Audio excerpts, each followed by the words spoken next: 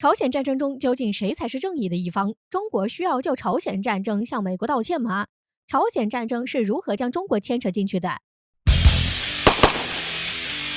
最近，中国一部记录朝鲜战争的电影《长津湖》在内地影院可谓大杀四方，狂揽数十亿票房。与此同时，关于朝鲜战争的话题在东西方成为热点。过去，无论是中国还是美国，似乎都不愿意多谈这场战争。然而，随着国际局势的转变，更多的网友想去了解，在70年前，中美在朝鲜究竟经历了什么？在美国的知名问答网站知乎网上，就有西方网友提问：为何中国从未就朝鲜战争道歉？一时间引来回帖无数。然而，评论区无论是中国人还是外国人，却一边倒抨击提问者无知，甚至有网友直言反驳你使我痛苦。为何朝鲜战争正义性的问题会引发如此大的争论呢？大家都知道，著名的抗美援朝战争，这也是中国直接抗击以美国为首的联合国军的战争。这场战争的胜利，对于当时刚刚成立不久的中华人民共和国有着重要的意义，也对于当时的中国提升国际地位和国际声望有着重要的意义。让我们一起来回顾下这场战争。1950年6月25号，朝鲜人民军南进作战，朝鲜战争爆发。28号即攻占南韩的政治中心汉城。韩国军队在朝鲜的强大攻势下节节败退，美国为维护其在亚洲的领导地位和利益，立即出兵干涉。6月26号，美国总统杜鲁门命令驻日本的美国远东空军协助韩国作战。6月27号，再度命令美国第7舰队驶入基隆、高雄2个港口，在台湾海峡巡逻，阻止中国人民解放军渡海进攻台湾。美国驻联合国代表向安理会提交了议案，授权组成联合国军帮助韩国抵抗朝鲜军队的进攻。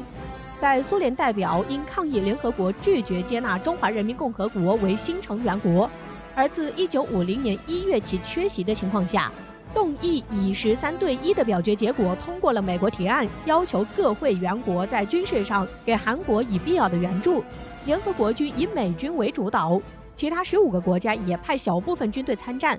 7月5号，美军参加了第1场对朝鲜的战役，朝鲜人民军处于节节胜利，先后发动了汉城战役、铁原战役、大田战役和洛东江战役，占领了韩国90%的地区和92%的人口，把韩美军压缩到洛东江以东约1万平方公里的大邱、釜山间的狭小地区。8月31号又发动了釜山战役，先遣部队打到了北纬35度线上，但是此后战局处于胶着状态。但是随着美军越过38线威胁中国安全，战局就发生了变化。因为威胁到了中国的边境安全，基于多方面的考虑，中国开始参战。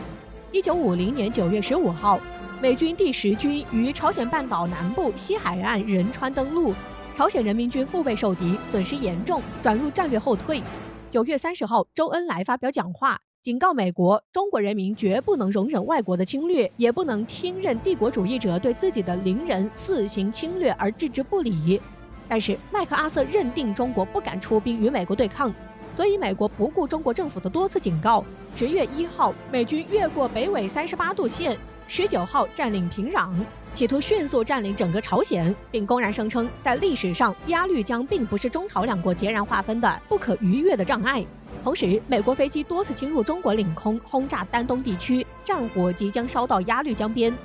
1950年10月8号，朝鲜政府请求中国出兵援助，中国应朝鲜政府的请求，做出抗美援朝、保家卫国的决策，迅速组成中国人民志愿军入朝参战。10月19号晚，彭德怀率领中国人民志愿军第38、第39、第40、第42军和炮兵第1、第2、第8师，以及一个高射炮团、2个工兵团，分别从安东、长缅河口和吉安等地先后跨过鸭绿江进入朝鲜北部地区。第13兵团过江后，于10月20号改组为中国人民志愿军总部。1950年10月25号，中国志愿军驻朝鲜后的第1仗正式打响，抗美援朝战争的序幕被拉开。志愿军以1个军的主力配合朝鲜人民军在东线进行阻击，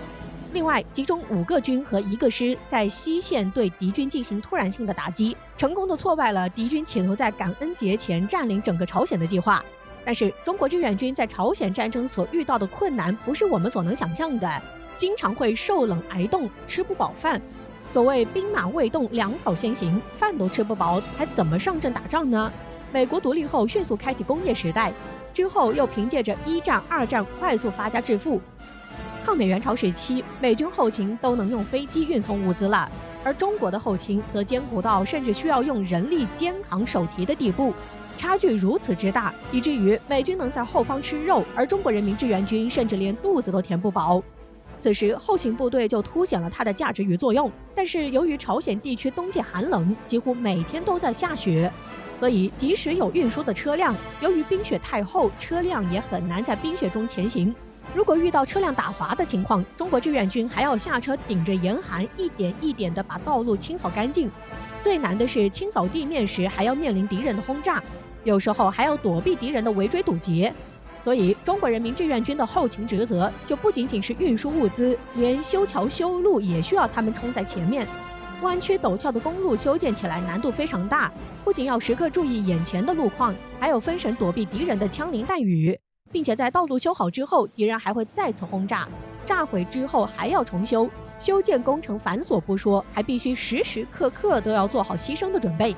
不过最难的应该就是桥梁的修建工作了。桥被炸毁了，只能通过摆渡来运输物资。寒冷的天气下，还要顶着极寒的天气下水清理冰块，然后在水中修桥的根基。大桥修好后，还要随时做好再来一次的准备。为了保证物资的运送，后勤部队要顶着敌人的进攻，不断地修公路、修桥梁、修铁路。在这个过程中，有多少人受伤甚至死亡，就有多少人迅速补位，保障物资的顺利运送。在战场上，时间就是生命，而他们则是名副其实和时间赛跑的人。而且由于缺水，志愿军们不得不用血来解渴。饥饿、缺水，再加上恶劣的气候条件，志愿军中不少人被饥饿和严寒折磨致死。1952年10月14号，敌军调集6万多人、300多门大炮、170多辆坦克、3000多架飞机，对志愿军防守地约3.7平方公里的上甘岭阵地发起了猛烈的进攻。上甘岭战役也是抗美援朝中最惨烈的战役，但是就是由于中国人民志愿军这种不畏艰险、敢打敢拼、敢于牺牲、勇于克服一切艰难险阻的精神，才能坚持到最后，赢得战争最后的胜利。1953年7月，交战双方签订停战协议，至此历时2年09个月的抗美援朝战争宣告结束。中国赢得了战争的最后胜利。这场战争粉碎了美国妄图干涉朝鲜内政，甚至吞并朝鲜的企图，不仅捍卫了朝鲜的独立，同时也捍卫了新中国的安全，增强了中国人民的自尊心和自信心，也使得中国在国际社会的地位和国际声望得到了显著的提升，也扩大了中国在世界上的影响。